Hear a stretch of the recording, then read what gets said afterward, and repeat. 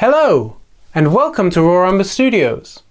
I'm figurative fine artist Charlie Pickard, and today I'm very excited to be talking to you about one of my favourite oil painting topics, that of limited palettes.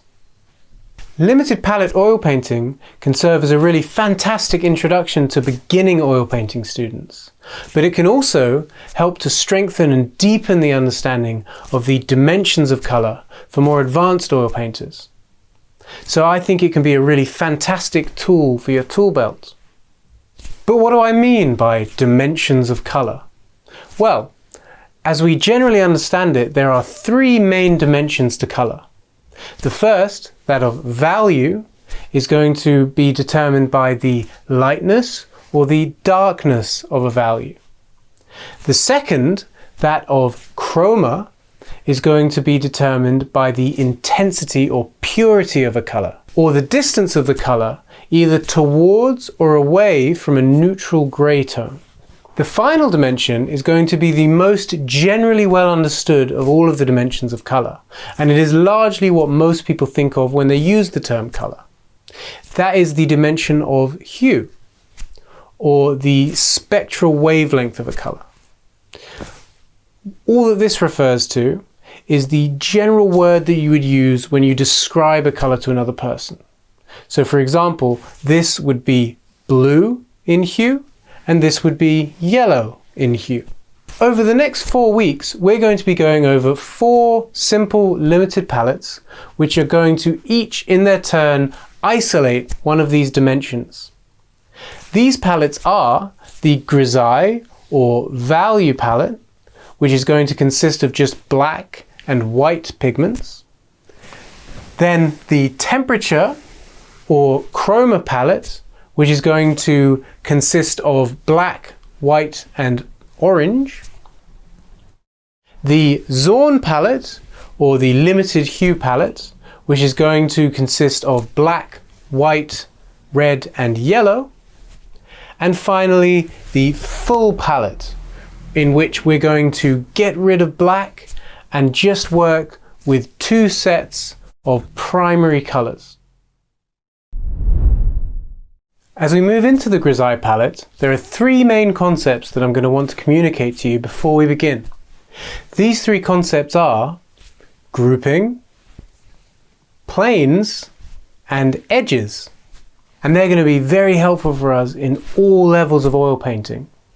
The first of these concepts, that of grouping, is going to be best understood if we first take a look at a simple illustration right here. As you can see on the illustration, there are 2 squares marked A and B. Now this illustration is actually a quite famous illusion. A and B are actually represented with the exact same value, although it might not appear to you that way immediately. This effect points to a very important fact about our vision that we need to understand for all oil painting. The fact that our vision is not objective. In fact, it's highly subjective and largely based on comparisons to surrounding elements in our vision. The reason that the square marked B appears lighter than we know that it is in nature is because it is surrounded by darker squares. And the reason that the square marked A appears darker is because it is surrounded by lighter squares.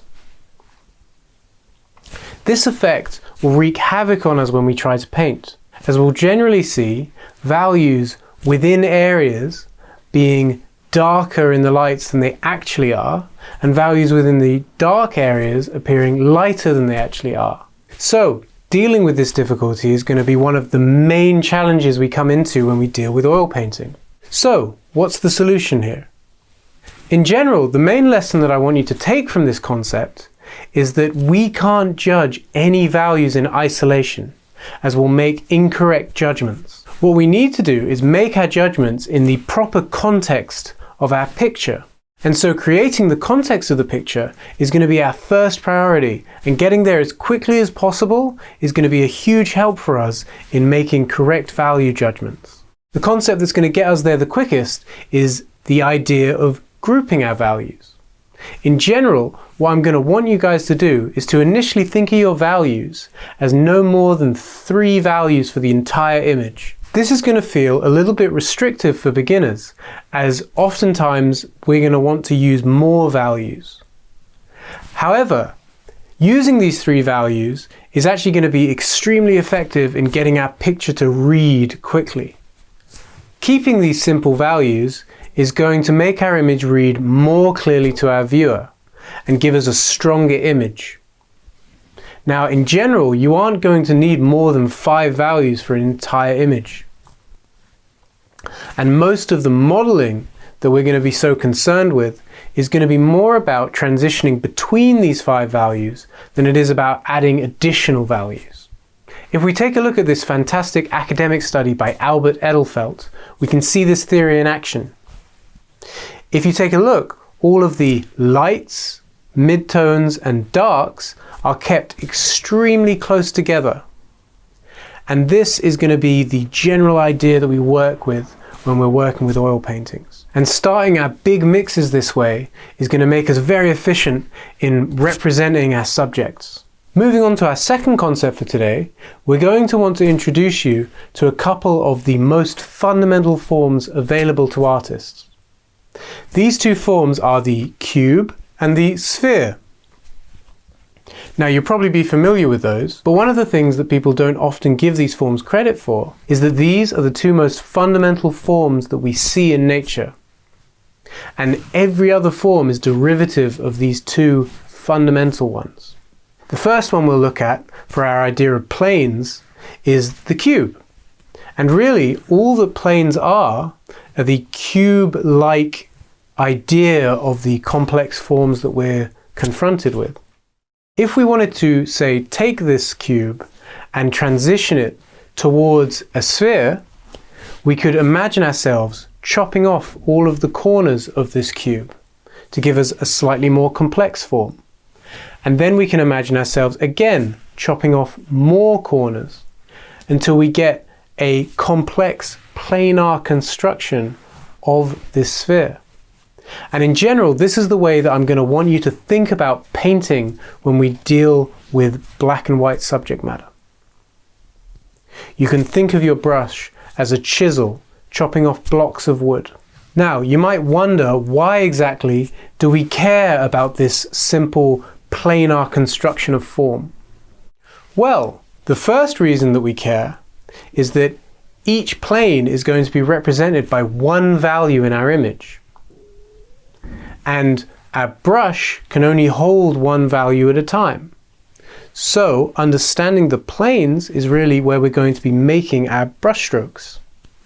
And we can think of this in a very sculptural way. This is generally referred to in painting as tiling. And it's going to be the main way that we construct form in space. The second reason is that thinking of things in this planar fashion can actually lead us to certain truths about form in general. If we rotate our light source around our planar sphere, we can see that the lightest plane on the sphere is always the one most facing the direction of the light. In general, this is going to be true of all form. So it's a very important thing for us to understand when we paint. We can see that from this lightest form, all planes, as they turn away, darken. And this is going to be the general concept that we deal with when we're looking to construct form. If we want the plane to look more like it's facing towards the light, all we need to do is brighten it. If we want it to turn more away and towards the shadow, all we need to do is darken it. And going with this very simple concept, we can construct all of the modeling that we need. The second simple idea that planes can give us is the idea of the directionality of light. Now, as the form is lit right now, we can see that the planes are rather disorganized in terms of where the values exactly change.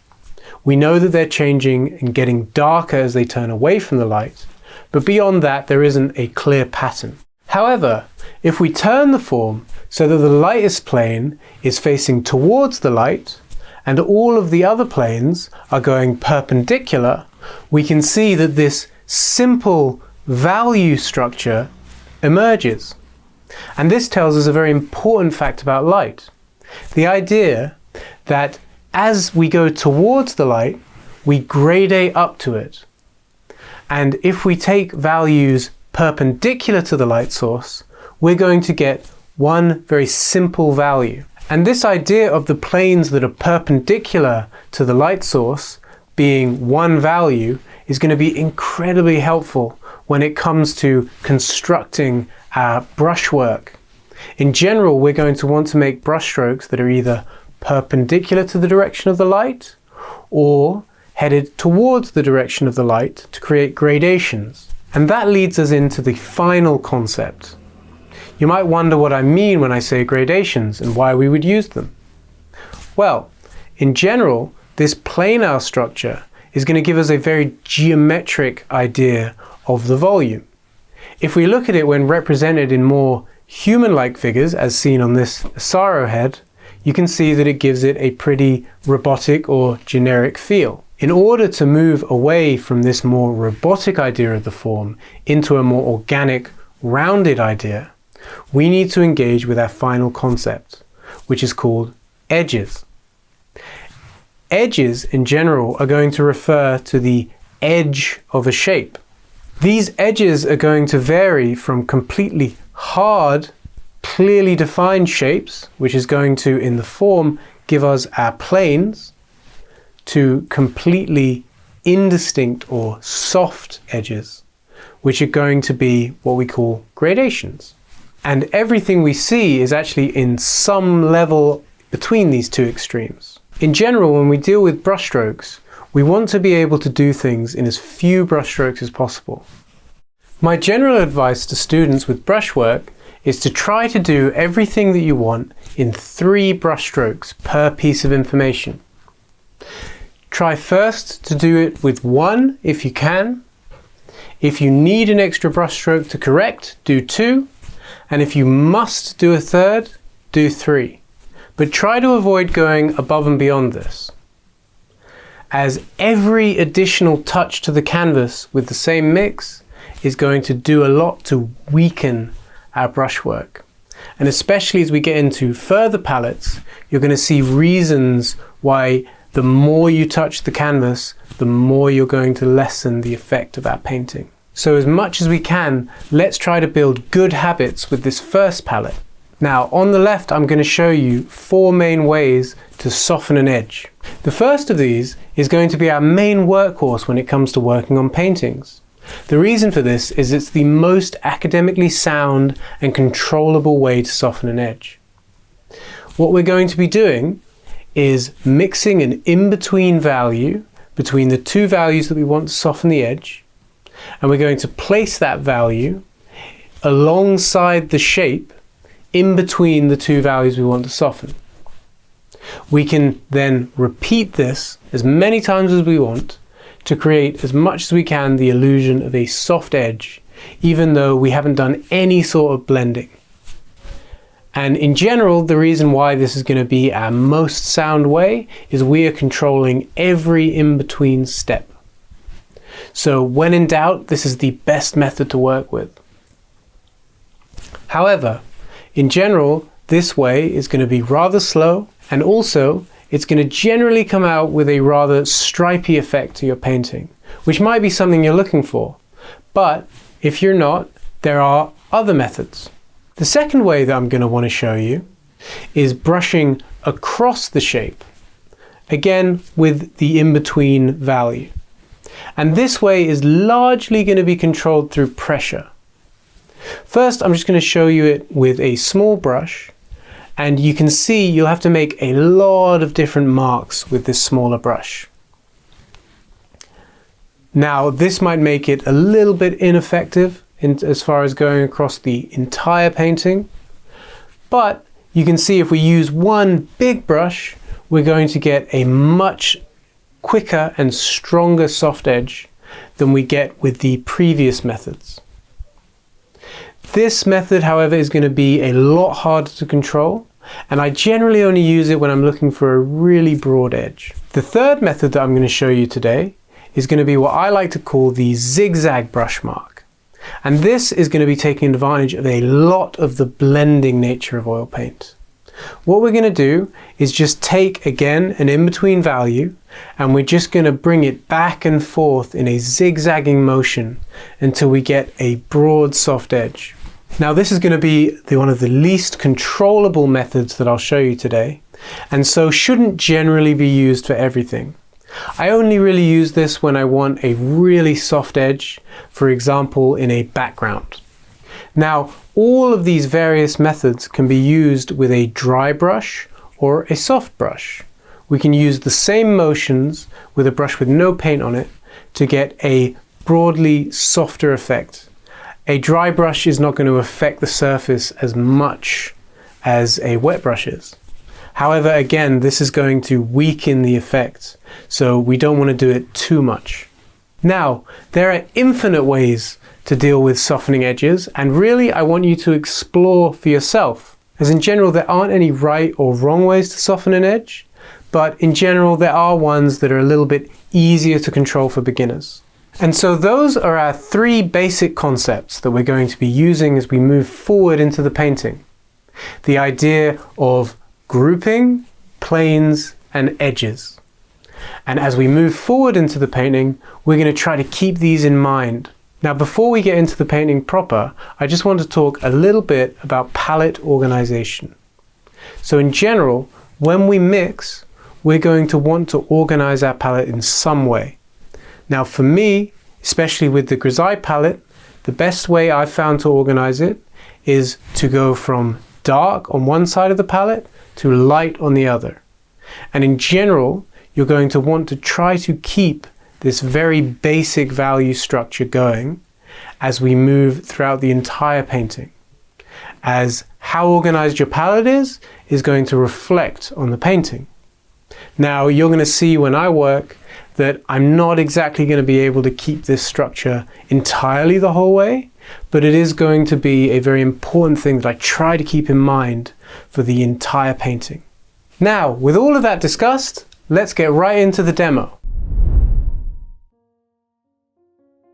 So, as we begin the painting, I'm just going to first do a few premixes, mixing up those three values that we just spoke about. One thing you'll notice here is that I do mix up a lot of paint, and this is going to be an important point to stress. It's important that we don't become miserly with our paint, so make sure to mix up a lot. Also, don't worry about mixing up too much, as oil paint takes a quite long time to dry, and so any paint that we have left over at the end of the session, we can just group up and use for our next painting.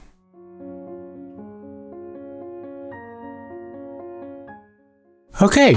So as we get into the painting proper, my first priority is going to be to kill some of the white of the canvas and put in a general background tone that's going to be really useful for me to paint in and out of as we work.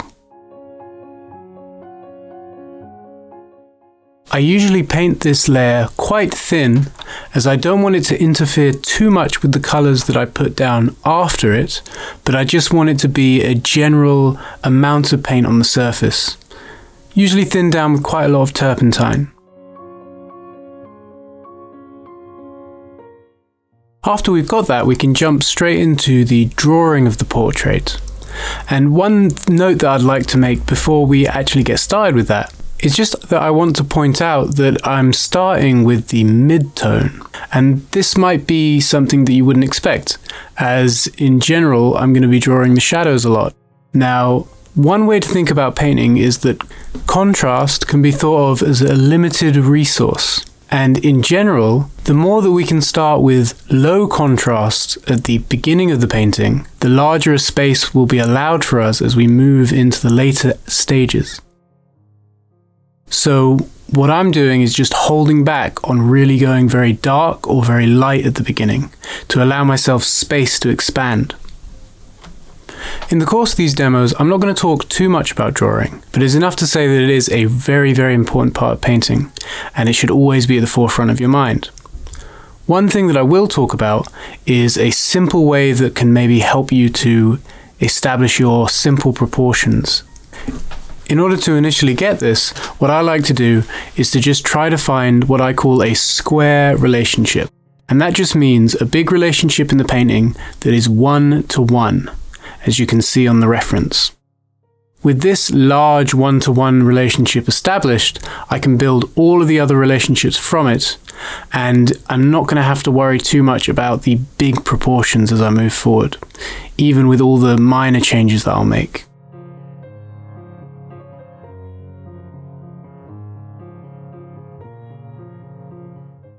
Breaking down this square into quarters, I can get a lot of really useful relationships to keep in mind as I move forward in the painting.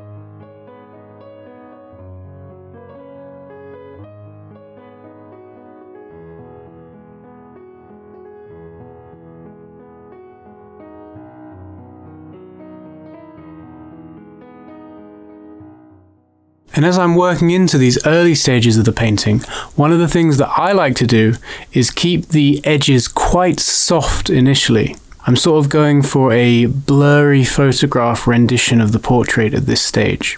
And this is similar to the contrast in that I just want to keep all of the edges quite soft and the sharp edges quite isolated in the painting, as that can be quite difficult to do later on.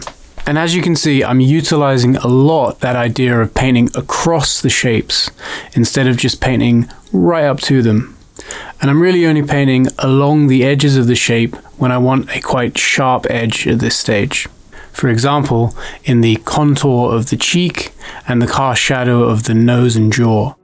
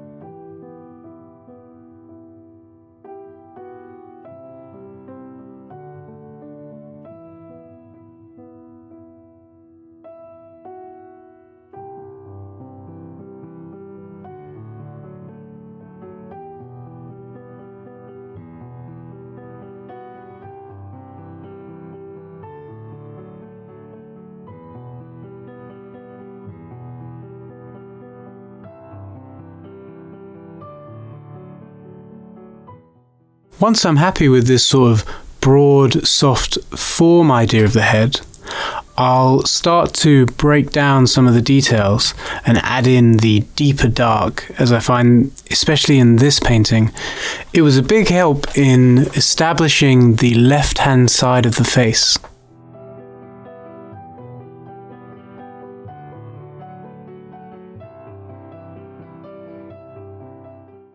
One thing that I'm going to want to mention here is as I go through the demo, you're going to see that I paint up the details quite a few times and then paint them back down to being in their simplest statement. The reason for this is that the likeness is largely going to come from the large placement of features, not their individual details. And really, it doesn't take as long as you might think to detail up a feature.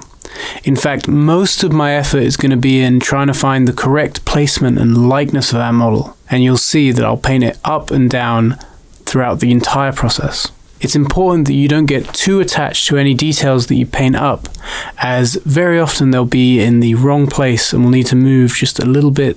So the more simply we can state these details at the beginning, the better, as it's going to allow us to move them very quickly and efficiently.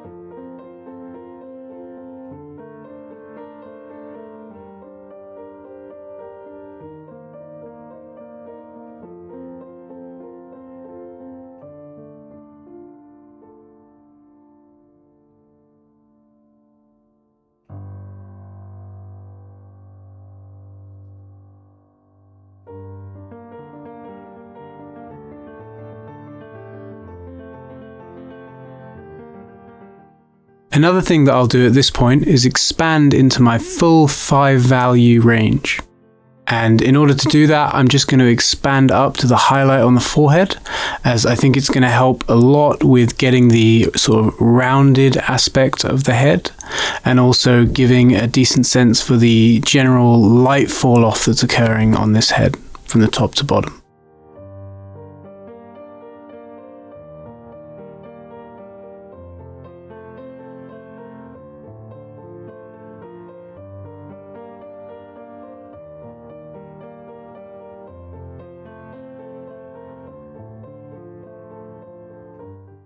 And at this point, I really have all of the details and values that I'm really going to want to focus on for the entire painting. And it's all just going to be about moving around these details until we get a good likeness for the model.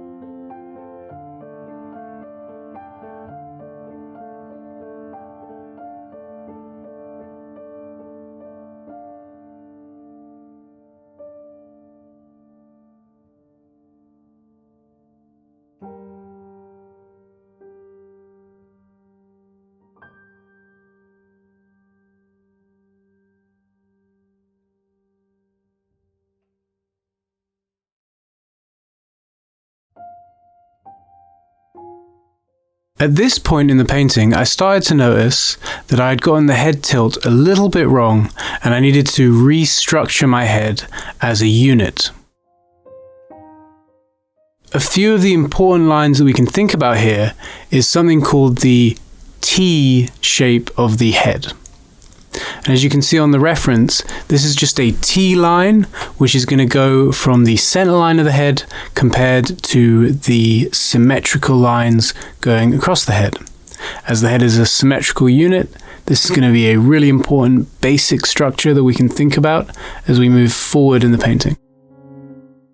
And for the next section of the demo, I'm largely going to be adjusting this orientation and bringing it back in line.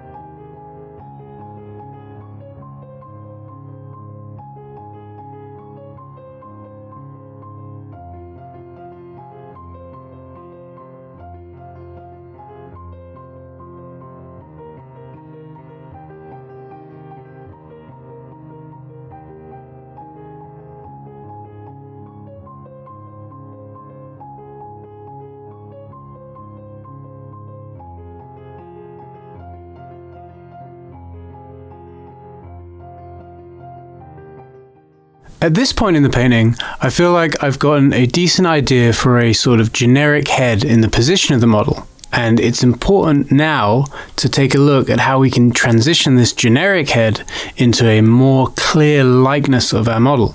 And there's a few things we can look at in this regard. One of the main things that's going to contribute to our likeness is going to be looking at the character of the shape of the head. Every head can be thought of broadly as conforming to one of three general shapes. These are going to be the circle, the square, and the triangle.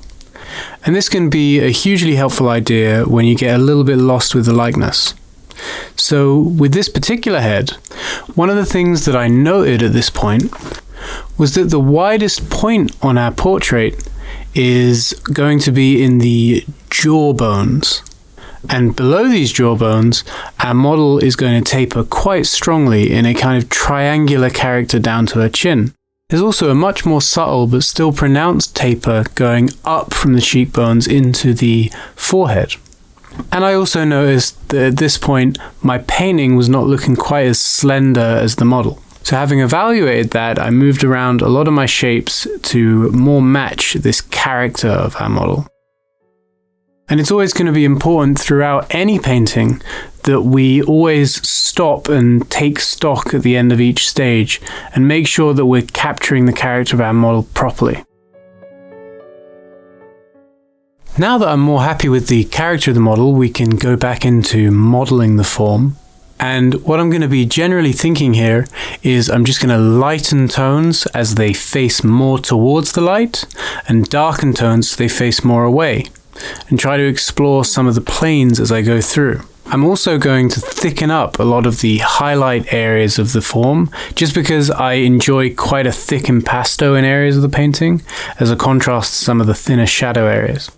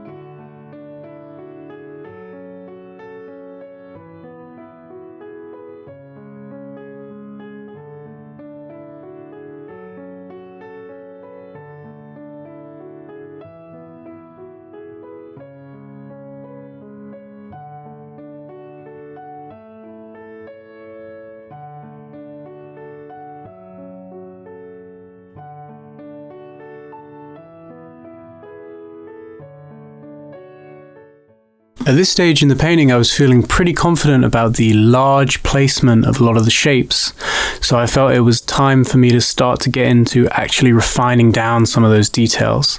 And this was going to be the final pass as far as landing the details in the right spot.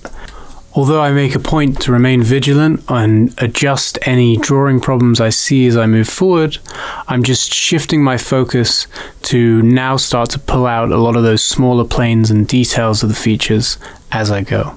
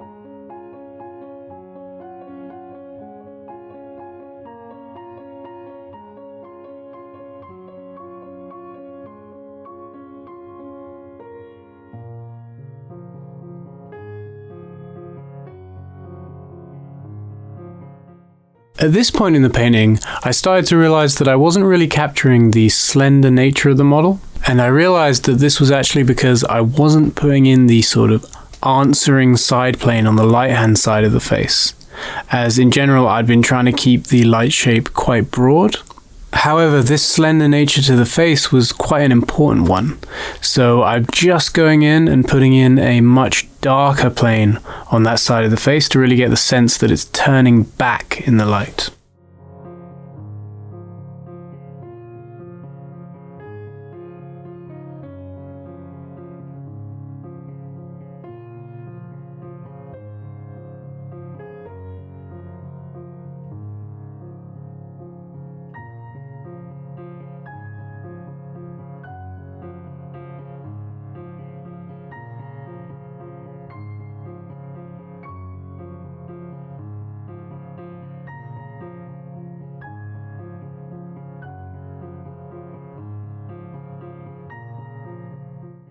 As the painting is now moving into the final stages, it's a good chance to start to implement some of the more textural qualities of the model's accessories. And this is going to be a really fun part of the painting as far as getting in some really nice brushwork and trying to design it in a bit of a way to enhance that composition. A couple of the things that I do with this is I try to keep the values that I use for these textural elements simply in those 3 values that we started with, so as not to disturb the composition too much. And another idea that I try to bring in with this painting in particular is I like to bring in some more sort of triangular elements, as you can see pictured. I like to use these as a way to kind of draw the eye into the focus of the painting, which in this case is the eyes of the model.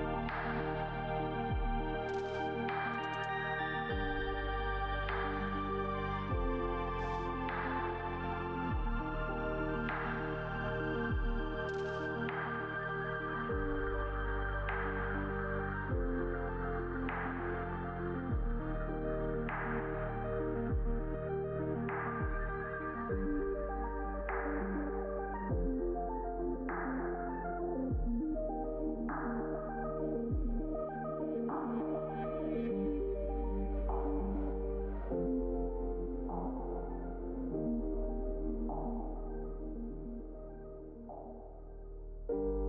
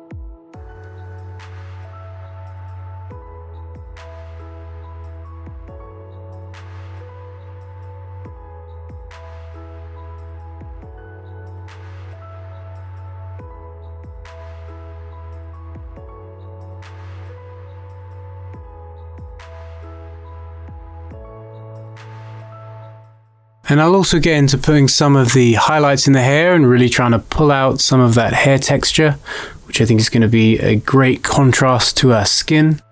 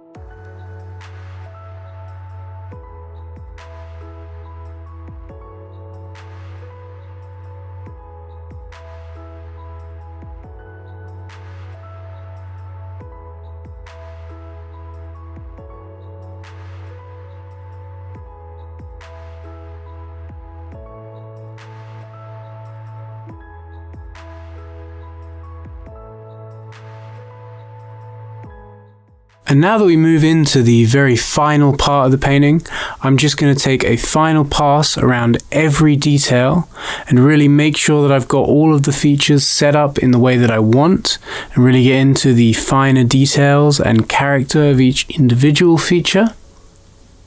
And this is also an important part to think about where you want your focus to be, and make sure that you paint that area up a little bit more than all the others.